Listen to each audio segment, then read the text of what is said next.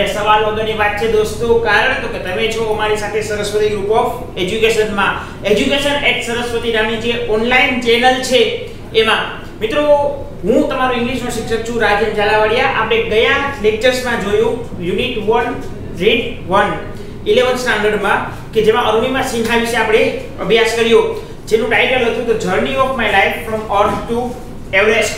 મિત્રો આપણે એ જ યુનિટનું જે છે રીડ નંબર 2 જે છે રીડ નંબર 2 એટલે જેને પ્રકરણ નંબર 2 પણ કહી શકાય, તો એનું ટાઇટલ છે ધ વાઇલ્ડ સેવિયર.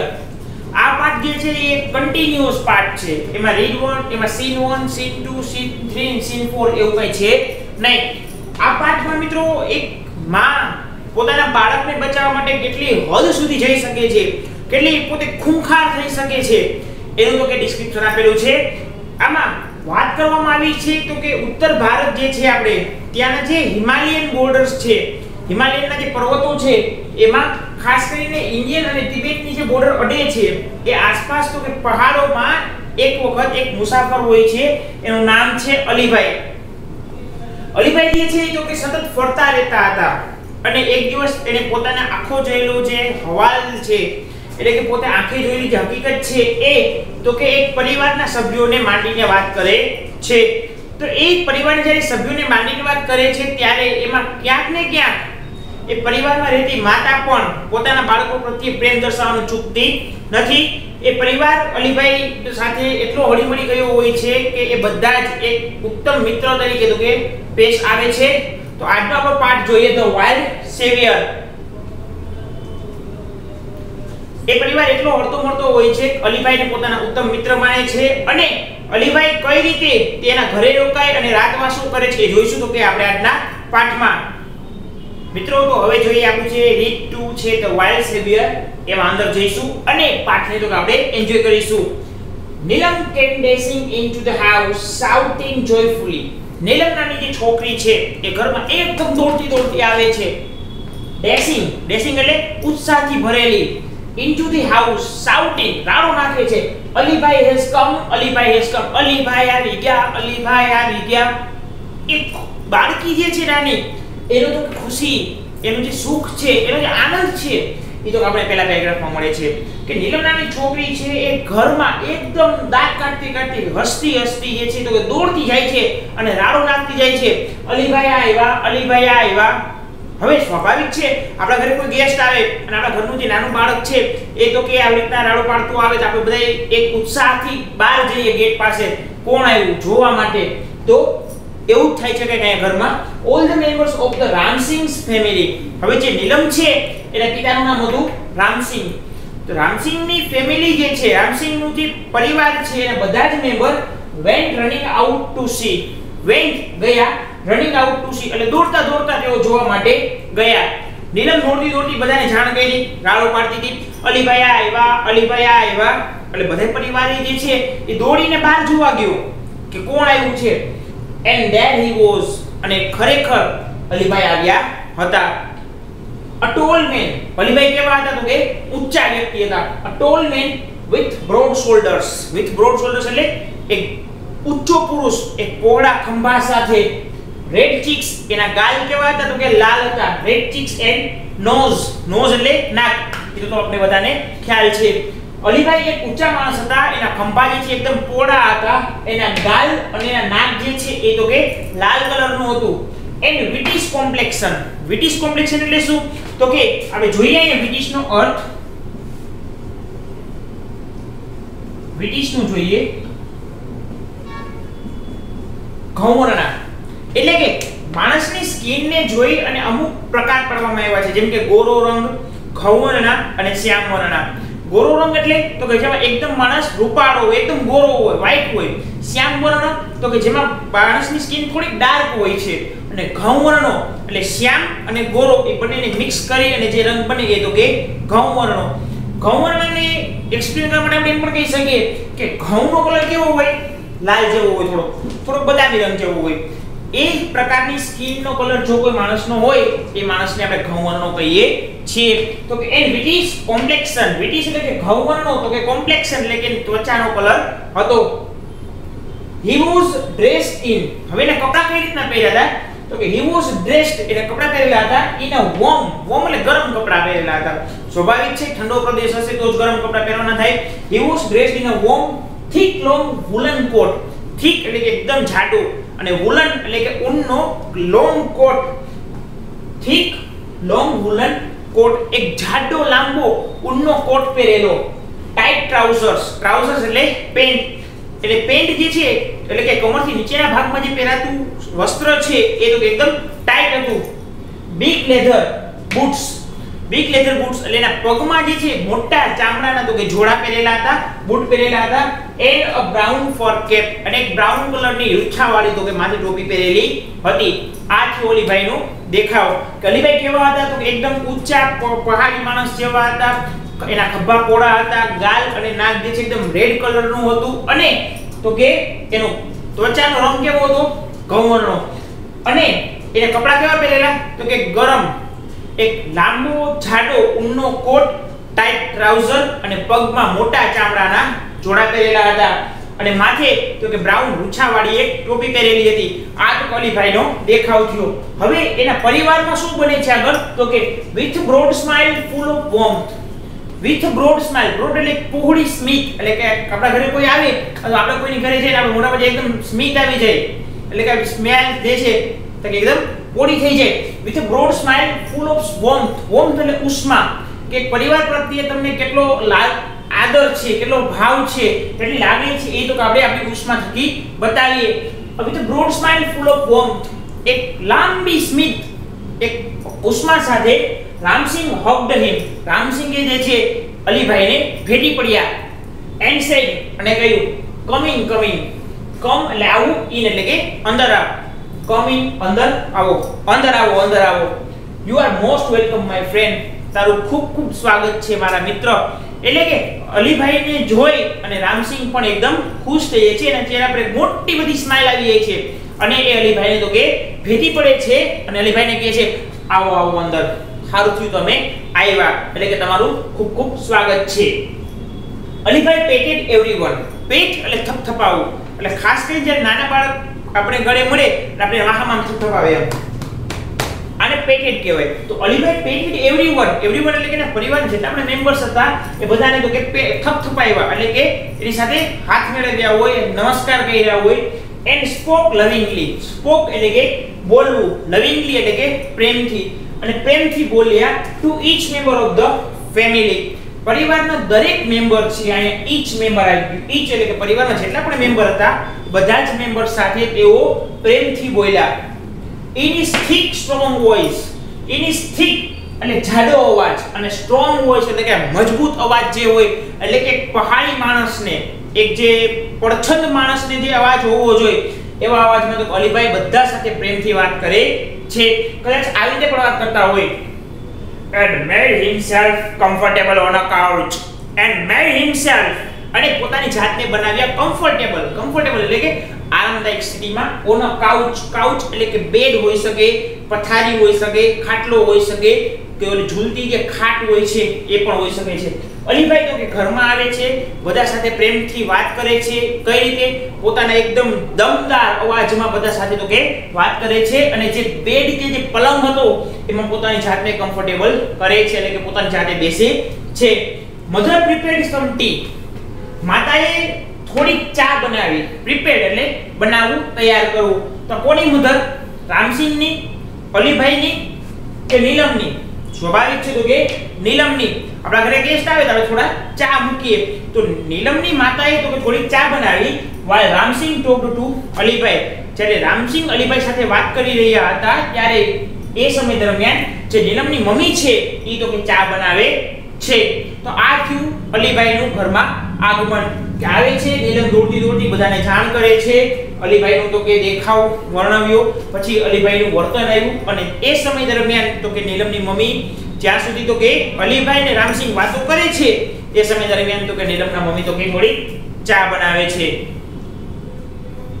આપણે અલીભાઈ વિશે તો કે થોડી ઘણી માહિતી મેળવી, એટલે કે અલીભાઈ તો કે દેખાવમાં કેવા હતા, એને કપડા કેવા પહેરેલા હતા, પછી અલીભાઈનું વર્તન કેવું હતું. હવે તો અલીભાઈ કોણ હતા એ વિશે તો આપણે માહિતી મેળવીએ. Alibhai was a traveller. Traveller એટલે કે મુસાફર. અલીભાઈ એક મુસાફર હતા કે જેઓ સતત મુસાફરી કરતા રહેતા હતા. કોઈ એક જગ્યાએ સ્થિર બેસે, સ્થિર ધંધો કરે એવા માણસ હતા નહીં. who covered long distances on foot. who covered કે જે covered એટલે કે ભેગું કરવું, covered long distances એટલે કે લાંબા અંતરો on foot એટલે કે પગે ચાલીને. એટલે કે અલીભાઈ એક ટ્રાવેલર હતા, મુસાફર હતા કે જે લાંબા અંતરો પોતે પગપાળા કાપતા હતા. એટલે જ્યાં પણ જવાનું થાય ત્યાં અલીભાઈ તો કે ચાલીને જતા હતા.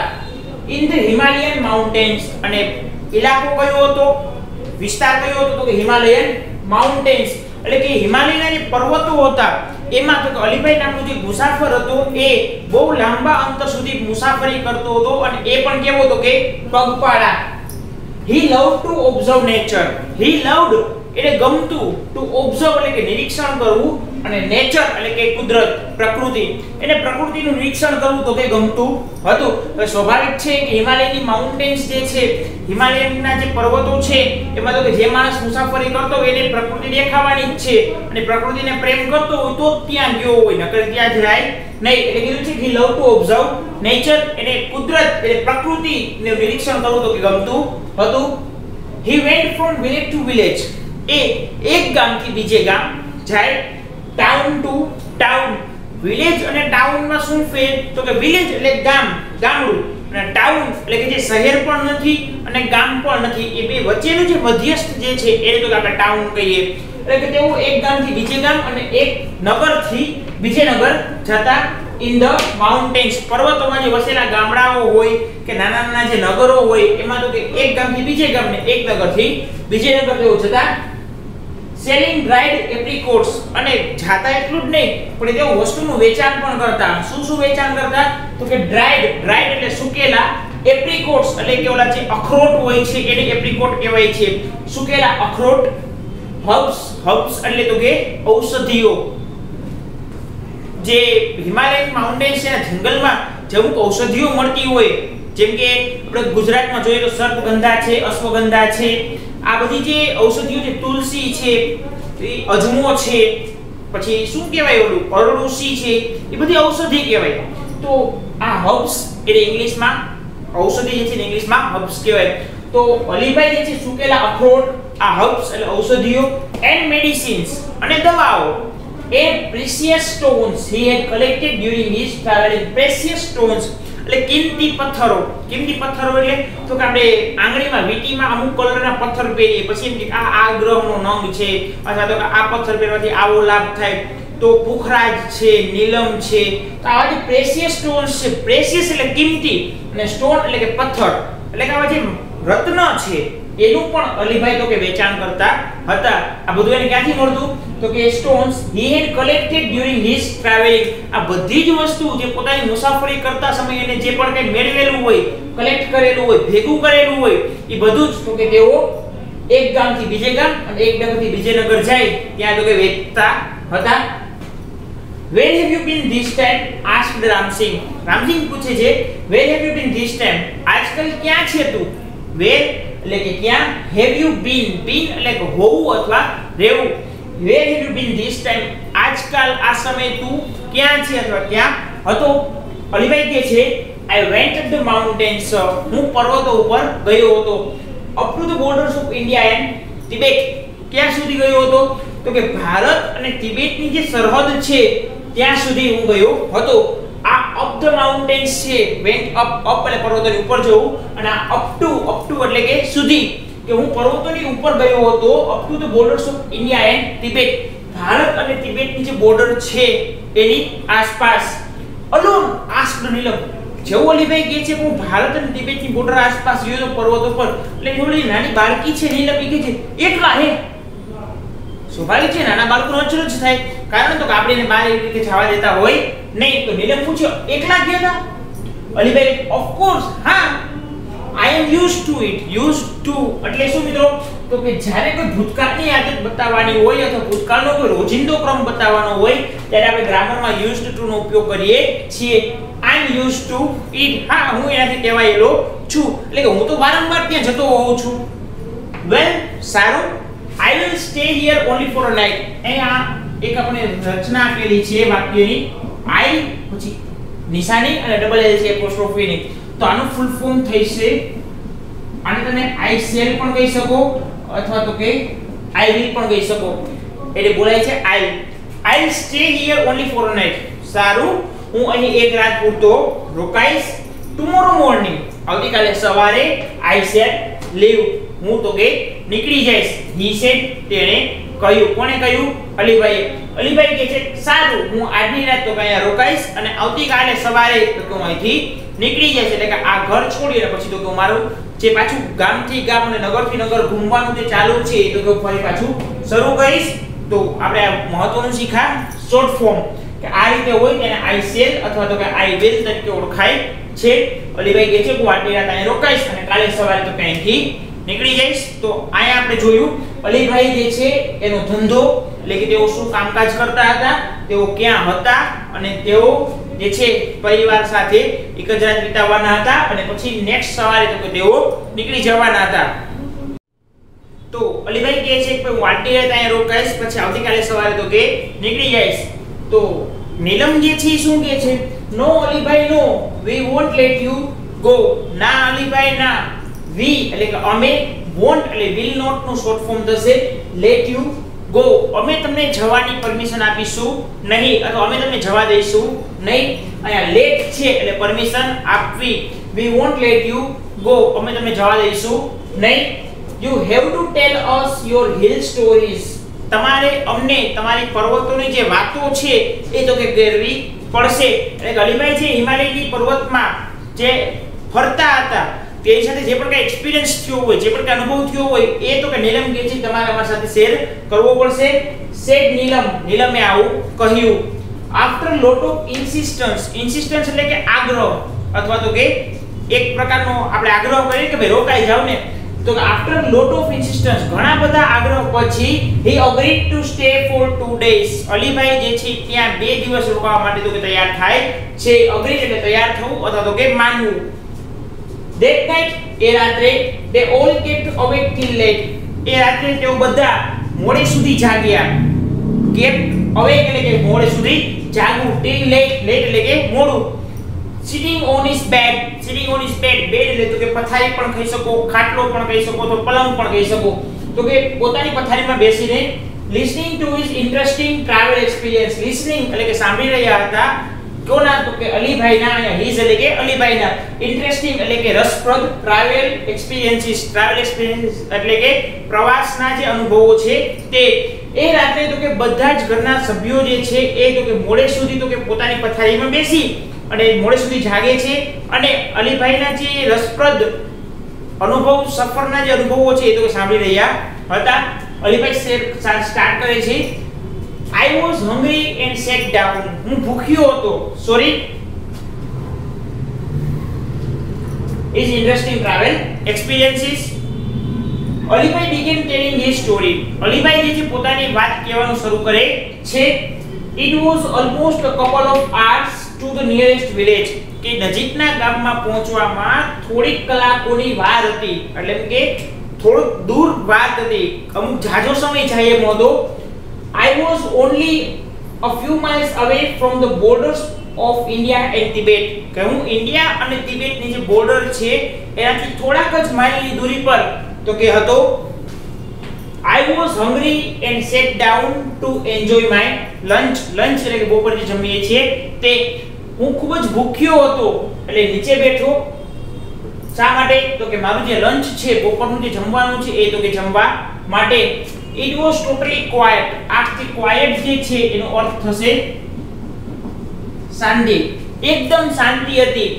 એવરીવેર, બધી જગ્યાએ. અલીભાઈ જે જગ્યાએ બેઠા હતા જમવા માટે ત્યાં તો બધે તો કે શાંતિ હતી. એક્સેપ્ટ, આ જે એક્સેપ્ટ છે એનું ગુજરાતી થશે સિવાય. સિવાય some birds chirping sometimes. So આ chirping એટલે શું?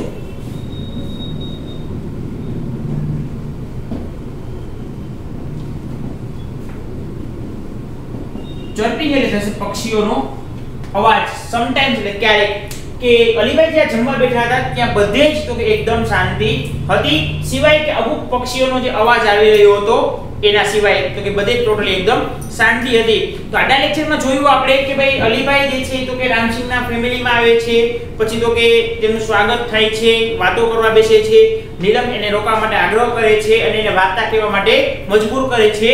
અલીભાઈ વાર્તા કહેવાનું સ્ટાર્ટ કરે છે. હવે વાર્તામાં શું આવશે એ જોઈશું તો કે આપણે નેક્સ્ટ લેક્ચરમાં. ત્યાં સુધી તમને બધાને જય હિન્દ, જય ભારત એન્ડ વંદે માતરમ.